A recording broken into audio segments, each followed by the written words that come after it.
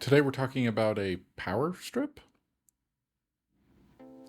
This is what we always called a surge protector.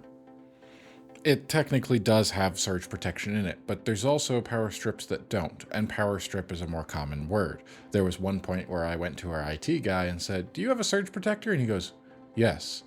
I go, "Can I have it?" He goes, "I guess if you can get it out of the wall," and then went to the box and showed me how it's built into the circuit breaker unit.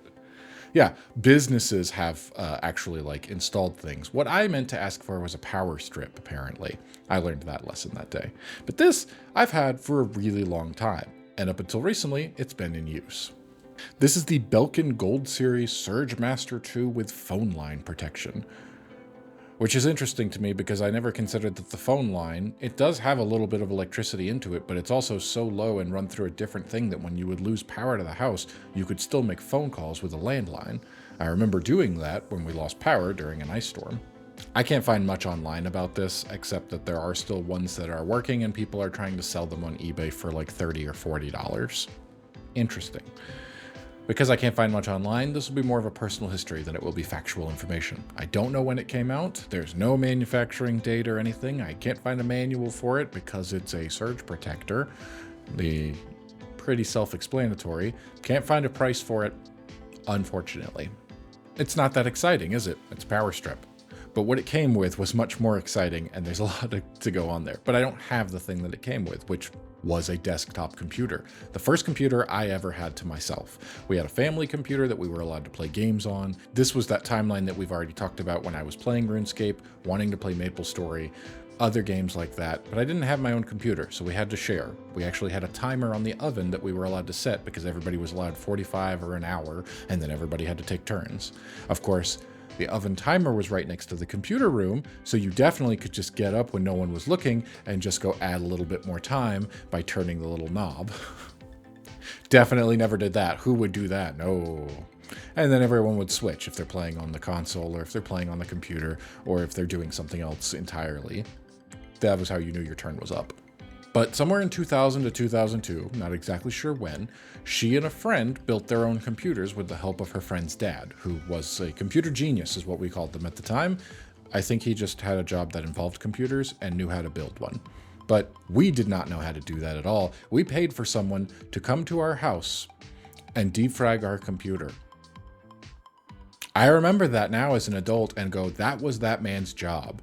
A young kid who said he worked for Microsoft. Can't tell you whether or not he did, actually, but he would make house calls to come make our computer run faster. He would run defrag. Sometimes he would upgrade like the RAM or something else. I do remember that happening once. The most of the time, he came and ran defrag for a living. Sometime during my oldest sibling's college years, the computer passed to me. Probably after she graduated and got an Alienware laptop. I remember that for gaming, and I believe that was a graduation gift, I think. And so she didn't have a use for a computer tower, an older one at that point, but hey, I had no computer tower, so I was not going to complain. Maybe in 2004, 2005, when I was 14, I think I got it.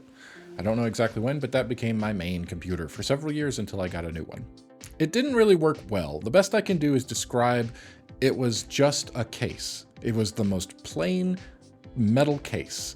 I don't know what it would have made. Aluminum, maybe? It was made of a PC case back then. There were no designs, or if there were, she went with the cheapest possible option. It was just a rectangle of a box. And it had to sit with the door off and a box fan pointed into it because the GPU would get so hot it would give you burns.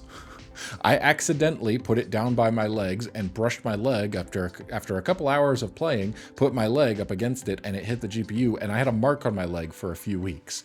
That was when I knew, oh, I should keep this thing cool, and I don't know if the fans were running on the GPU or what. I don't know anything about computers at this point. I've never taken one apart. I just went, I can press the power button. There wasn't even a power button. I had to short the cables in order to turn the computer on and off. I'm just now remembering there was not a switch. I did not write that down in my script because I didn't realize until right now. It was just the 2 cables. And so for me to turn on, there was a piece of electrical tape that would keep them on the side of the computer because I had them dangling at one point and I touched it and it turned the computer off while I was playing. So after that, I electrical taped it to the side with the wires pointing in opposite directions. And when it was time to play games and turn the computer on or off, I would grab that and I would touch it and I would make the connection and I would be able to turn the computer on and off with just loose wires. This was kind of janky, but that's how I played games.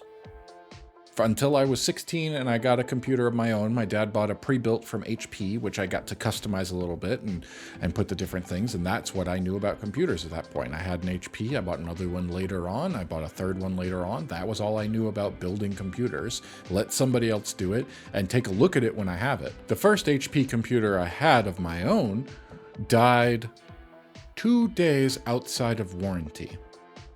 There had been some issues here and there with different HP computers. That's how it was in the early 2000s or mid 2000s at this point.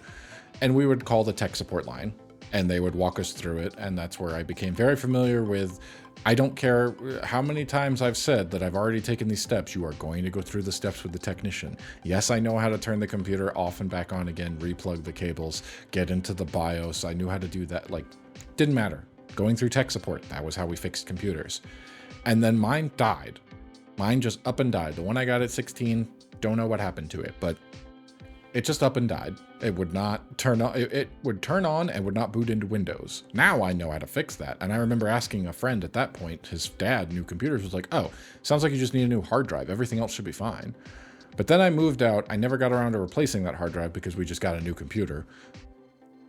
And then it got scrapped for parts, and I don't even mean like taking apart that. I mean literally with soldering irons, my younger siblings went to it and destroyed every component, just cutting and using a hacksaw and different things in order to make them into cosplay parts, which I wasn't at all salty about because that was still a functioning computer minus a hard drive, so I had been informed. But I did have another one at that point.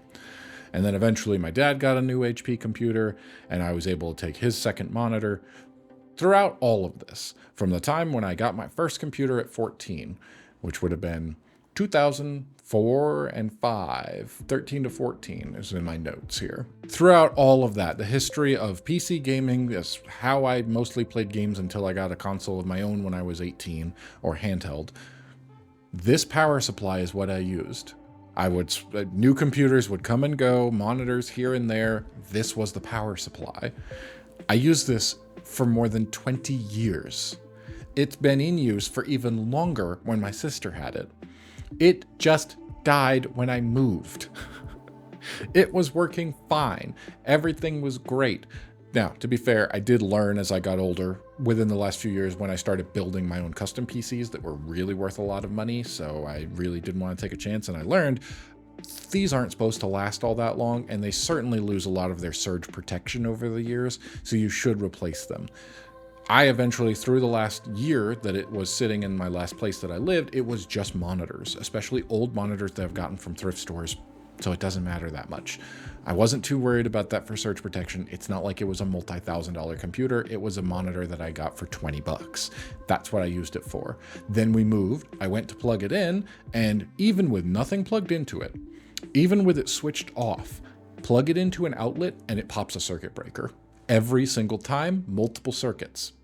Nope. That's a bad sign right there. I don't know enough about it. I know what I know, and I know what I don't know, and I am not an electrician. So I do not want to open this up and start tinkering around in there, because I do know, especially with power supplies inside of a computer, you'll hurt yourself. It's not taking that chance. I don't know about a surge protector, but that's the thing. I don't know, so I'm not going to mess with it. It's time to put it to rest. And it made me go sad because I've realized I've had it for such a long time. But you know what? It served its purpose, and I've gotten better ones. I would have only been using it for something, that I didn't care about anyway. I've got better and newer, and actually am working on getting UPSs for every one of my computers and not just some of the more important ones. But the point is, I really liked this. This was cool. It was the first power strip I ever had. It's lasted this whole time, and I really care for this as well. It had a rotating plug. You could plug this into the wall and then rotate. Well, that's cracked. Well, I just noticed that. I wonder if that had anything to do with anything. Hey, you know what? It's a good thing I'm not using it anymore. This would rotate so that you could plug it in and put it in different places, which is really useful when you only have 2 outlet plugs and you can't put, what if there's one on the bottom that has to be pointed down, so then you have to put this on an angle from somewhere else. Really useful. Wish more things had this. I've got some that I bought here and there that have different angles and things like that, but really it's harder to find ones. Well, it's more expensive to find ones that have a rotating plug, that's for sure. But that's it. A story about that. This is how I played computer games. This was my power supply. It has gone with me through... It is probably the oldest thing I have and has most certainly gotten the most use. And it is time to put it to rest. Good night, sweet prince. For all those reasons, this was something that I liked.